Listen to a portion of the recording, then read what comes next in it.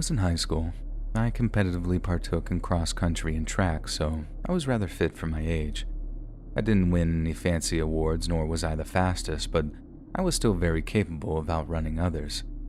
But during my free time, I was also part of the local Boy Scout unit, and we'd go on nature hikes here and there. Back then, I'd thought that it was to study leaves and rocks, but in reality, I think it was because my scout leader was just that bored. Summer comes up, and we all get a surprise vacation, going hiking at the Grand Canyon. Of course, you could choose not to go, but why on earth would I pass this up? A thought I very much wish I could take back now. And for those that don't know, the Grand Canyon is located in Arizona, and without stating any information, this meant that it'd be a few hours for us to get there, which meant that we'd be making a reservation at the Havasu Falls for a few days. The drive isn't anything to note, so I'll skip that and get to the main event. Our scout group normally ends up splitting into two groups, the fast-paced hikers and the slower, let's check out nature hikers. Due to my athleticism, I'd usually be with the fast hikers, but my friend had packed on some pounds to be a linebacker for tryouts in autumn, so I stuck with him in the slow group. Since this was the let's check out nature group, I ended up being able to flex my knowledge about the local rocks. For the most part, I just chatted with the other kids. Another thing about being rather quick on my feet is that if I decided to linger back to look at something, I could easily catch up with the group. So this one stone wall catches my eye as it has an interesting stripe that curves from horizontal to vertical. So I tell my friend that I'll catch up as I want to look more into this particular stripe. My friend accepted the weirdness, shrugged, and just walked away. As I inspected the pattern, I soon noticed that the rock was an andesite, which was really strange since igneous rocks wouldn't belong in the Grand Canyon.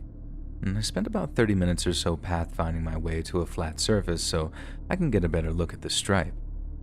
As I'm working my way up a little cliff face like 15 feet 20 tops, I see a little flower growing in a crevice. It was a really strange little flower, as I hadn't seen a flower with green petals before or since. But with me being the explorer that I was, I decided to poke the flower head. But it was like the flower petals were under tension, as when I touched it, the flower reacted like a mousetrap. It clamped down and practically exploded a cloud of pollen on me. Within one single breath, my entire brain gets overwhelmed with what I can only describe to this day as a mind-numbing fear. My body soils itself. I begin sobbing hysterically without even getting a chance to gather my thoughts. I couldn't tell why I was so terrified, but my body was physically reacting like it couldn't determine whether to enter fight or flight mode. Best way I can describe it was like a sort of fear paralysis had overcome my senses. Do I go into full-on lockdown and recoil, or do I sprint for my life in hopes of escaping? Suddenly, I'm practically leaping down the rock wall I had climbed, being only semi-careful of where I'm placing my feet. I hit the ground and begin sprinting to catch up with the others, telling myself that as long as I see humans, I'll be fine. Another strange thing I noticed is that this fear would slightly decrease if I sprinted at full power. Slowing down at all would only heighten the fear again. Whether it was my body acknowledging this feedback or my muscles were just that tense, but I felt like I couldn't stop running. I knew it was tearing my body up, and it hurt so bad to keep going as I felt this foamy spit gather all around my mouth, but the idea of slowing down was so terrifying that I just kept going. The slow group is in my vision, and I didn't even realize I was trying to scream as I was so focused on sprinting. They kept asking me what was up, but again, if I slowed down, then everything is tremendously horrible, so I had no choice but to just blitz right past them, still letting out these dry-throated screeches and coughs. Soon, the fast group was within reach, and I guess the slow group's leader had radioed the fast group's leader about my insane behavior. Just like before, the fast group asked what was happening and I refused to slow down, so their group leader, who I'm happy to announce is built like a brick wall, grabbed me before I was out of reach. I remember being grabbed, but according to him, I fought like an animal, using all of my limbs and even my teeth to attempt to free myself. When asked what was wrong, I apparently screamed that I had to get away before it arrived, in between screeching gibberish. Finally, with no other choice, the group leader puts me into a headlock until I pass out. It turns out, Mr. Brickwall was a former coach for the wrestling team. He sends a kid back to the other group to give them an update, as his hands were full of, well, me, and they ended up tying my legs together and my arms behind my back. But what was there to do next? I was too much of a hassle to transport by foot, and since we were deep in the canyon, there was no phone service. Their only option was to send 2 of the runners back to the Havasu Pai reservation and have them evacuate me via helicopter. The kids reach the reserve, telling them the issue, and the tribe ends up sending a horse to carry me close enough to range for a medevac, and all of this takes approximately an hour, and by then, the fear had faded off. The scouts and leaders weren't angry with me, only scared of what caused me to freak out so bad. Of course, I don't know much of the details, but I could only seem to repeat about a weird rock and a green flower. I've grown up with some of these kids. They know I'm not the kind to have a psychotic episode or anything like that.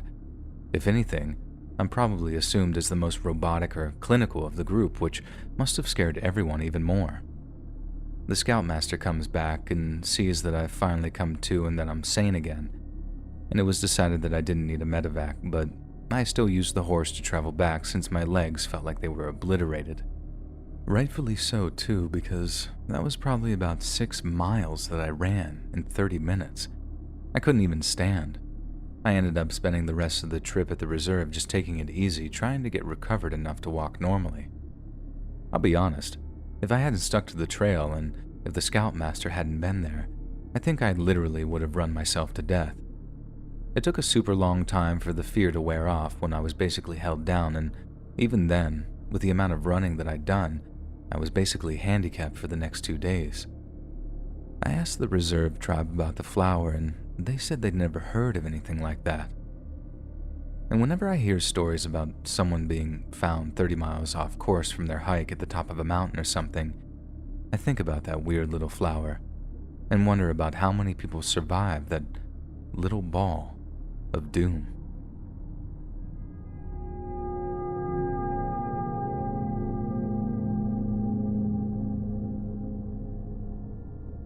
My grandfather served in the Vietnam War. He didn't really tell people about it, and it turns out it's not for the reasons you think. My grandfather is a short man, about 5'4" if I were to guess, and because of his height, he was the involuntary tunnel rat. Tunnel rats would be sent into Viet Cong's underground dirt tunnels for search and destroy missions, clear out enemies, find intel, or just plant bombs and destroy the entire tunnel itself. It could be an anxiety-inducing experience, crawling in the dark in foreign lands to destroy their own traveling systems. Yet, that's not what my grandfather told me about, when I was older, of course. He had much worse encounters as a tunnel rat. At the time, he and another man, Daniel, were designated tunnelers. Daniel wasn't as short as my grandfather, but still short enough to be another rat.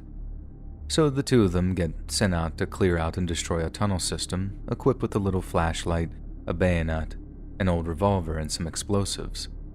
To them, this was a basic mission, nothing new nor drastic. In fact, it was a rather simple mission, as there weren't any Viet Cong or even any traps set up. It felt like the tunnel was abandoned, which wouldn't really be all that surprising. They seemed on guard for traps as they entered further in, eventually coming across a larger sectioned-out area. This bigger space allowed them to sit up into a half-standing position, and they could even hear water running through the tunnel. Daniel mentions how they're possibly above a river, and my grandfather comments that the tunnel could lead into a watery cavern and points off to the opposite side of the area. Daniel shines his flashlight over towards where my grandfather pointed and sees 4 completely massive spiders. They both freeze, and they've never seen any spiders this big before.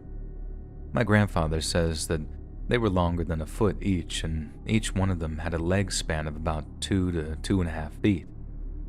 3 of the spiders were bunched up right next to each other, with one resting a couple of feet from the cluster. My grandfather doesn't just hate spiders. He's absolutely petrified of them. In fact, I remember when I was a kid, he threw a kitchen chair at a daddy longleg spider. But seeing these giant creatures left him paralyzed.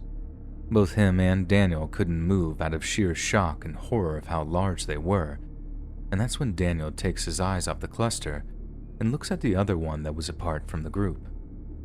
But it's gone. My grandfather looked to his left after hearing Daniel curse to himself and found that the lone spider was beginning to advance towards them. Not at a quick pace, but at a slow, steady speed. He compared it to how a predator stalks its prey before pouncing on them. Daniel curses again, but my grandfather abandons all rationality and begins to open fire on the spider. This, of course, agitates it, and the sound stirs up the three other spiders. He and Daniel turn around to book it out of the tunnel, as Daniel tosses a charged explosive behind them. My grandfather mentioned how he could actually hear the spider's legs tapping and clicking against the dirt as they crawled after them. They make it out of the tunnel, and Daniel presses his detonator, ensuring that if these things were behind them, they weren't anymore. My grandfather, in the meantime, is screaming and borderline sobbing about spiders as the rest of the unit asks what happened. He even told me that he suspects it wasn't a Viet Cong tunnel that they stumbled into, but rather a newly formed nest that was being built by these exotic spiders. He actually told me of another time that they went to destroy a tunnel and discovered a not-so-hidden trap.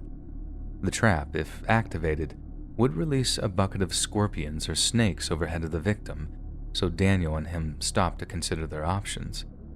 A trap means someone's in the tunnel, so they could either disarm the trap and sneak up and ambush their target, or they could just throw explosives in and call it a day. Apparently Daniel, at the time, was getting reprimanded for his, let's just say, liberal use of explosives, and so they decided to disarm the trap. Normally, the traps they come across were rather simple to deactivate, but this one was very complex. Daniel mentions that if this doesn't deactivate properly, then they're trapped in the tunnel with deadly poisonous animals. Suddenly, the idea of explosives sounds like the best alternate route, and they even joked about Daniel being scolded for using more explosives. What are they going to do? Send me home? And so with that, they backed up, and a grenade was lobbed over in the general direction.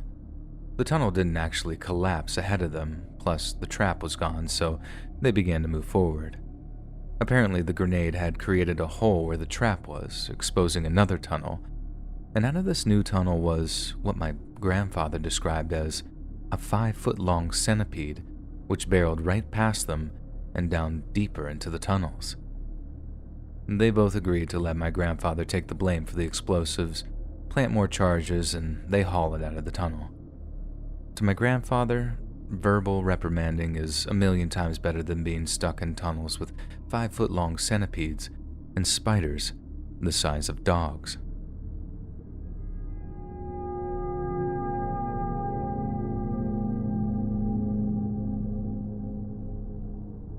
When I was 12 years old, my best friend and I would ride our bikes all across our little city town. We never meant harm or to cause issues with neighbors, and for the most part, everyone was accepting of each other. Everyone except this one particular subdivision in the city. It was early springtime at the time. The snow was all gone, the weather was warming up, and it was beginning to be t-shirt and shorts weather. For those of you who love spring like I do, this equates to pure bliss. So, like always, my friend and I met up and began riding our bikes through the neighborhood. We decided to explore further out than usual by a few miles and ended up in the previously stated subdivision. My friend, who was ahead of me, turns down the street and instantly I can hear someone making a fuss about him riding his bike in the street. I followed behind and realized that this wasn't a kind of lecture about road safety, but more like a, if you don't get off the road this instant, oh why I oughta, shaking fist type of yelling. My friend wasn't one to care for authority figures, probably because his home life wasn't the healthiest, so this resulted in him giving the finger to whoever was yelling at him. I couldn't tell if the person was yelling inside a car or a house, but I looked all over for the stranger. As soon as my friend gave his single finger salute, the stranger instantly stopped yelling, but my friend refused to stop there. He began yelling out obscenities, mocking this random stranger and making suggestive comments about their manhood. And that's when I heard what I thought was a door slam. In fact, I was so busy looking around to find this individual that I genuinely thought they rushed out their front door and it slammed that hard. But finally, I looked ahead and my friend was laying on the ground, sprawled out on his back, his bicycle on top of him. I assumed that he had jumped from the sound, lost his balance, and accidentally fell down. That is until I saw blood pooling underneath him.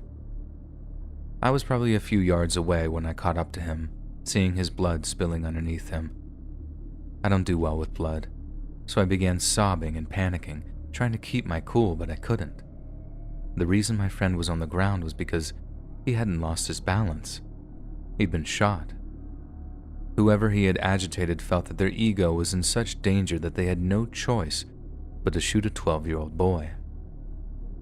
A woman, probably in her 20s, came racing out to see what had happened. Her and I made eye contact for a brief second. I had no idea what was going to happen. Was it her who shot him? Am I next? Were we trespassing and this is what happens to kids? She looked down and saw the blood underneath him and screamed so loud I swear it was louder than the gunshot earlier. Eventually, a crowd began surrounding us, and I even remember someone mumbling about how the street never changes. That stuck with me for some reason. Eventually, the ambulance arrived, but everything is fuzzy after that. I remember the police taking me in for questioning and how terrified I was, thinking I did something horrible and it's my fault that my friend was in the hospital. I later on discovered that this was survivor's guilt. I tell my story, a few of the neighbors tell their perspectives, and soon the suspect is identified and arrested. Long story short, my friend survived as the bullet had miraculously missed any large organs and the ambulance responded in good time. And I would later find out that their good response time is a rarity which, to this day, still scares me. The reason the scumbag shot my friend wasn't just because of the insults, but because he apparently was wearing gang colors, and the guy thought that he was scoping out or something. My best friend could have lost his life, and it's all because some low-life scumbag had to check his own ego because of the colors of some clothes.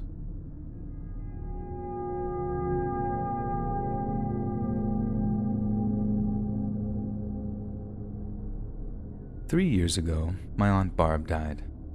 To me, this meant a couple of things. The first being that my last close connection with my family had passed away before her 70th birthday.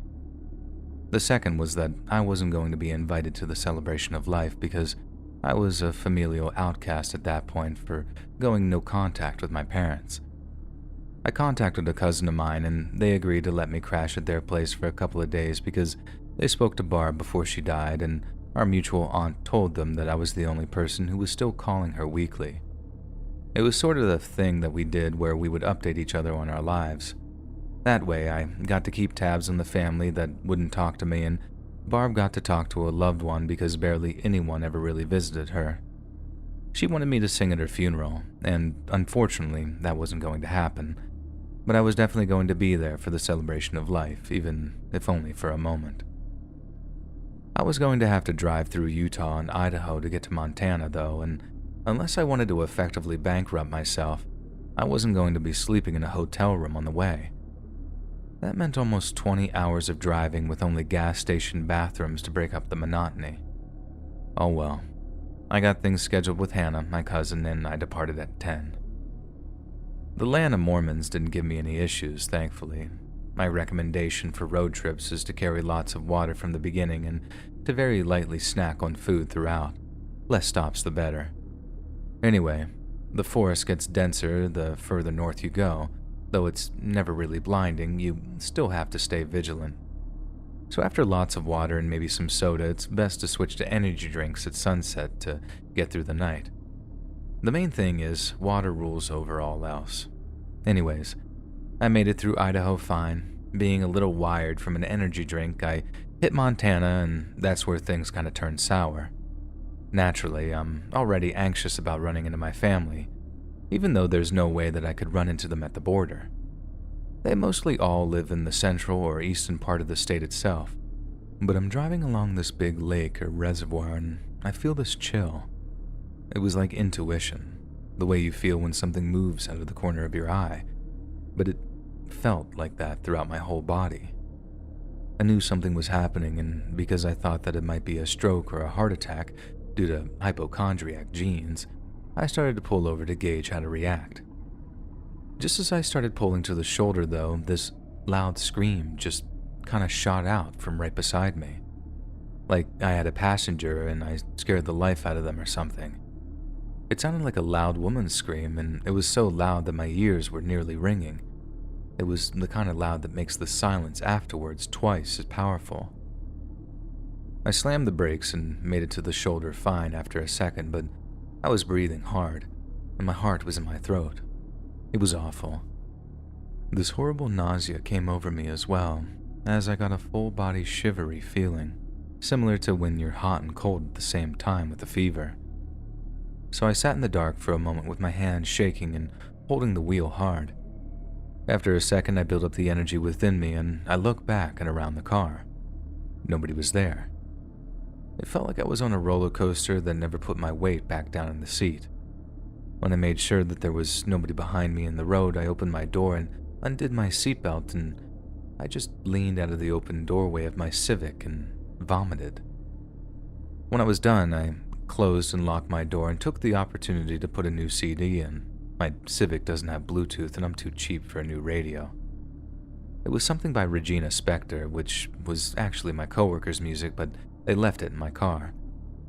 Anyways, I let the CD start up and then I shut my car off because I felt like I needed that disconnection from traveling. Soon enough, I turned it on and continued onward. A couple of miles down the road, the situation really dawned on me that what I experienced wasn't only terrifying, it was completely unexplainable. And that's it, X. I got yelled at by my haunted car, I guess. Maybe it was the result of slightly losing sanity from the drive. Maybe it was the spirit of Aunt Barb. But I went to the celebration of life and it surprisingly wasn't bad. People weren't disrespectful like I was afraid that they would be, and I stayed for a few days and then I made the drive home without any other incident. Rest in peace, Aunt Barb. I miss you, and I really, really, really hope that wasn't you in my car.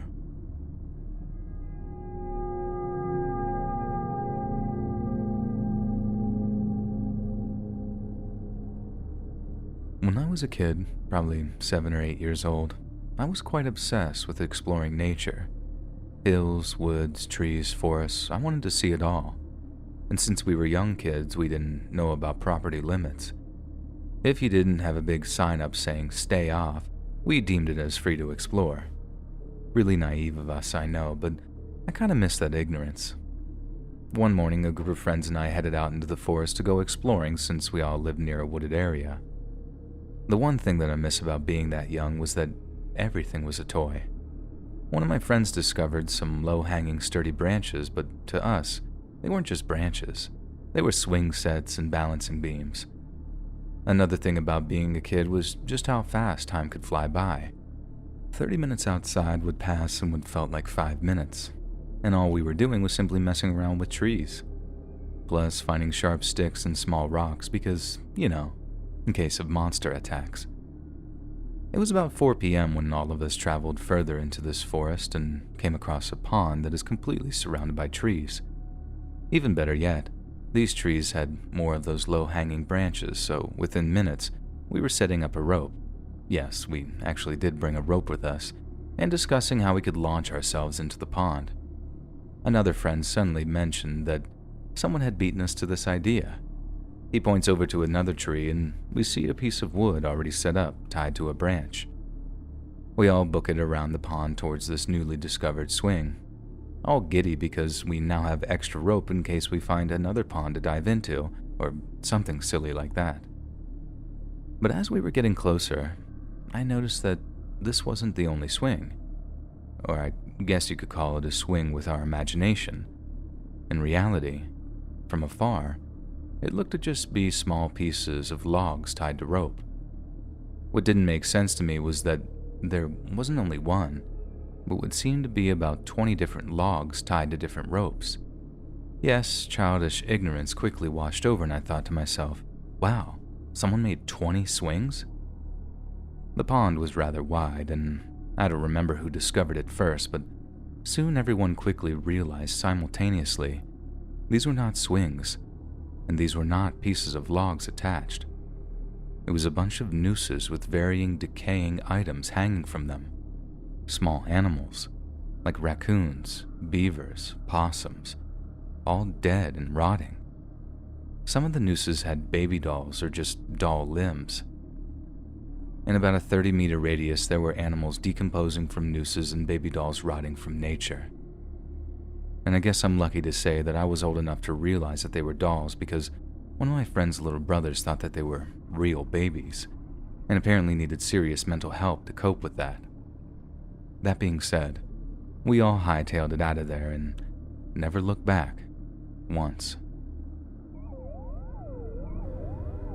Click the join button to become a member today for exclusive content.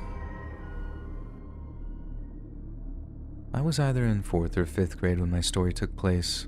Now, just for some backstory, I was very shy and a quiet girl at the time and didn't have many friends. I was basically a bit of a loner. Now, I had music class with this teacher. I don't remember his actual name, so for the sake of the story, I'll just call him Mr. Martin. Now, Mr. Martin is well known as an overall nice teacher, but with a bit of a temper. It seemed that the smallest things would set him off. If a student of his was late or interrupted him, he would literally shout at them at the top of his lungs.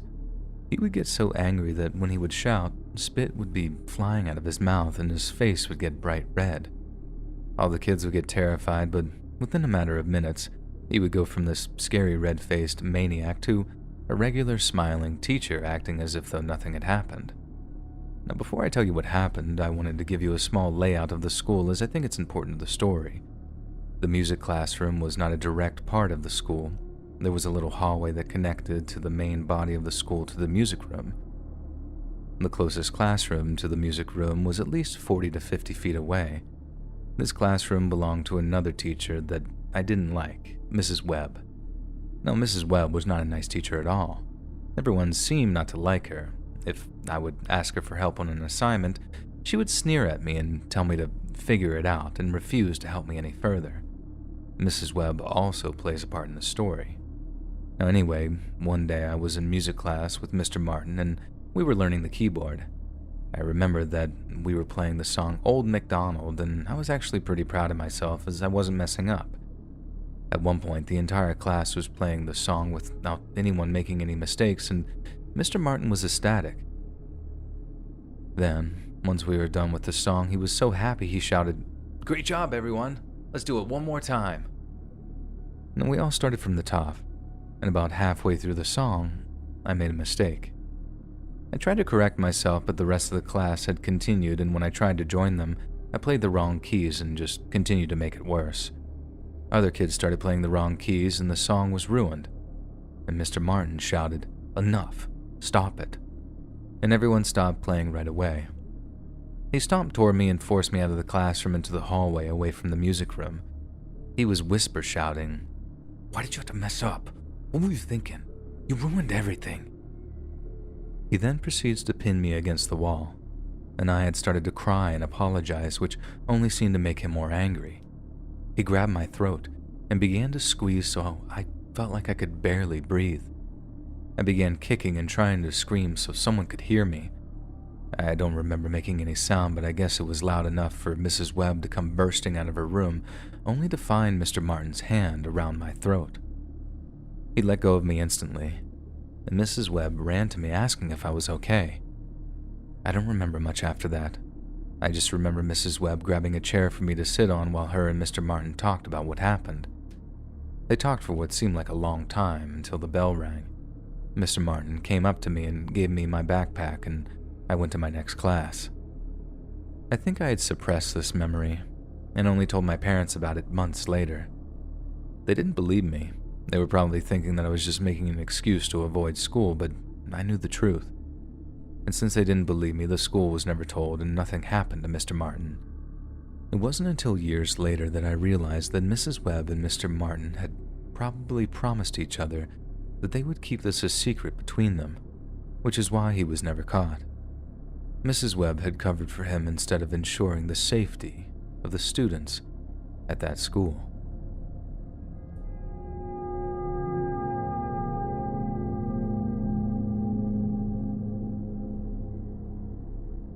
I was, in most aspects, a very strange kid. I feel that most people can chalk up their silly memories and experiences by simply stating that they didn't know better.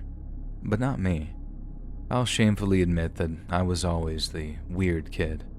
Teachers didn't like me because I never participated. I couldn't make friends because I was socially awkward, and my home life wasn't average.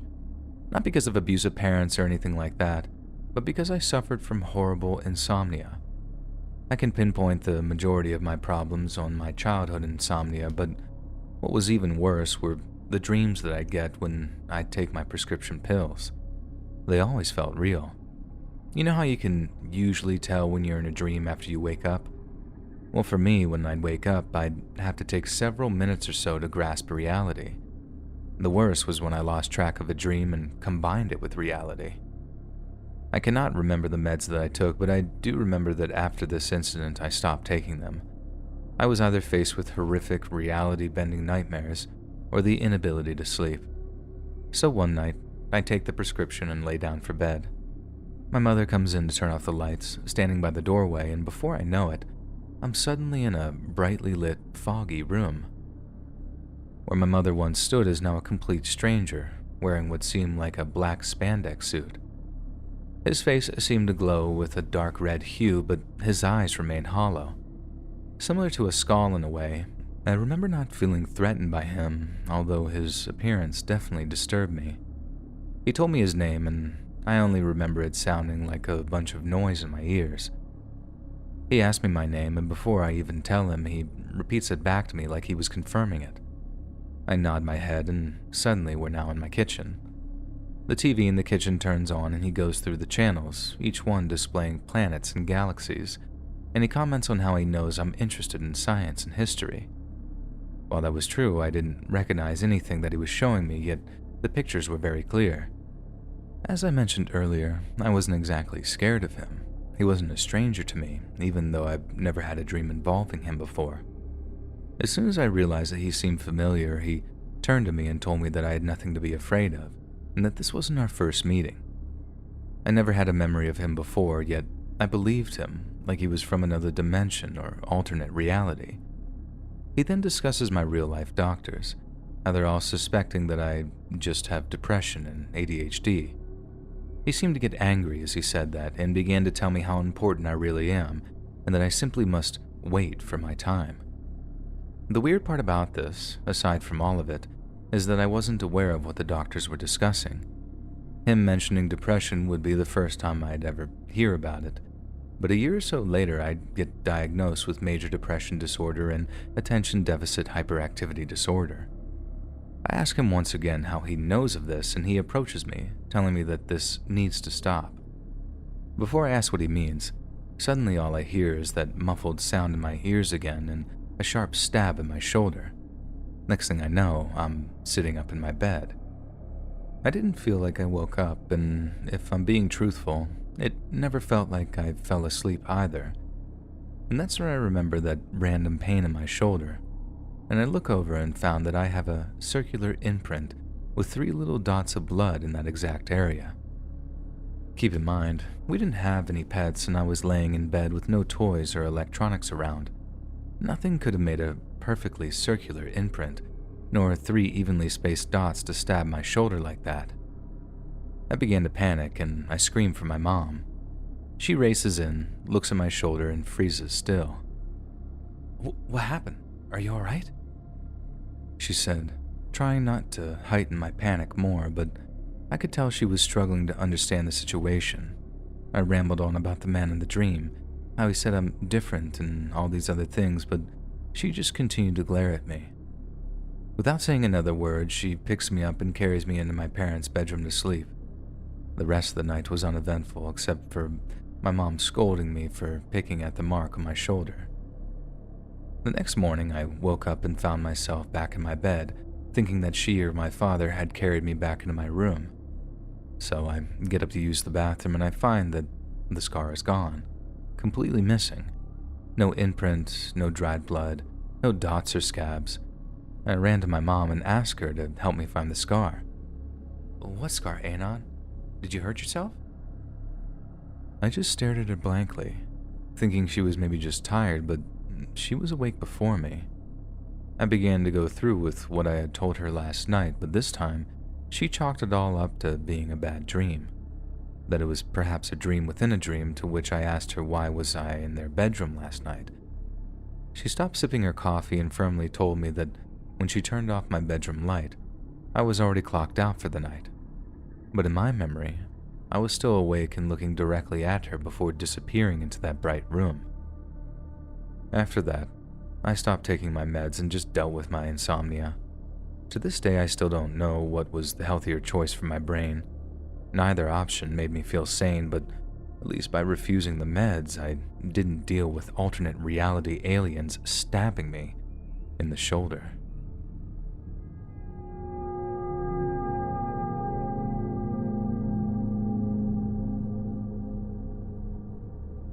I feel that this story needs to be told, but this didn't happen to me, but to my grandfather and uncle.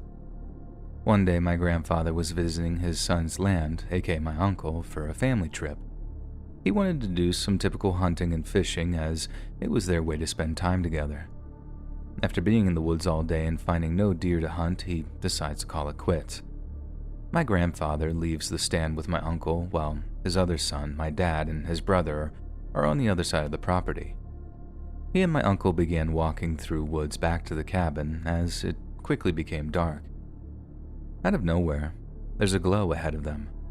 My grandfather pointed it out to my uncle, who can see it as well, and they decide to approach the area. In typical farmland tradition, they arm themselves with hunting rifles, as my uncle wants to make sure nobody is on his land that shouldn't be. They reach the source of the glow to find that it wasn't a flashlight, a fire, nor a glow stick. It was a soccer ball-sized mass of goo that emanated this massive glow. So, in my grandfather's exact words, they decided to blast it. But the bullets they fired seemed to get absorbed into the mass. No holes or damage, no evidence that they even fired off their guns. And soon the incompatibility to comprehend what was before them had put them into panic mode. They rushed out of there and headed back to the cabin. Now, I've heard this story a few times from my grandfather and uncle, each at different times, and yet always the exact same details. This consistency is particularly impressive in my mind for my grandfather, who is getting well on in his years. My uncle's land is massive and mostly surrounded by wilderness, with the exception of a couple of abandoned houses. The entire place is covered in small lakes and ponds and a good number of caves, but most of the caves are roped off or being used by geology students for whatever rock people do with rocks. I didn't do much exploring myself, but I'm sure a Google search would probably answer it as being some luminescent piece of nature. However, this still doesn't explain what happened to their bullets. It's too easy to label things as aliens or paranormal, but I don't know. It really stumped me. Click that notification bell to be alerted of all future narrations. I release new videos every Monday, Wednesday, and Friday at 7 p.m. Eastern Standard Time. If you got a story, be sure to submit them to my subreddit, r/letsreadofficial, and maybe even hear your story featured on the next video. And if you want to support me even more, grab early access to all future narrations and bonus content over on Patreon, or click that big join button to hear about the extra perks offered for the channel. And check out the Let's Read podcast, where you can hear all of these stories in big compilations and save huge on data, located anywhere you listen to podcasts. Links in the description below. Thanks so much, friends. And remember, dino damage.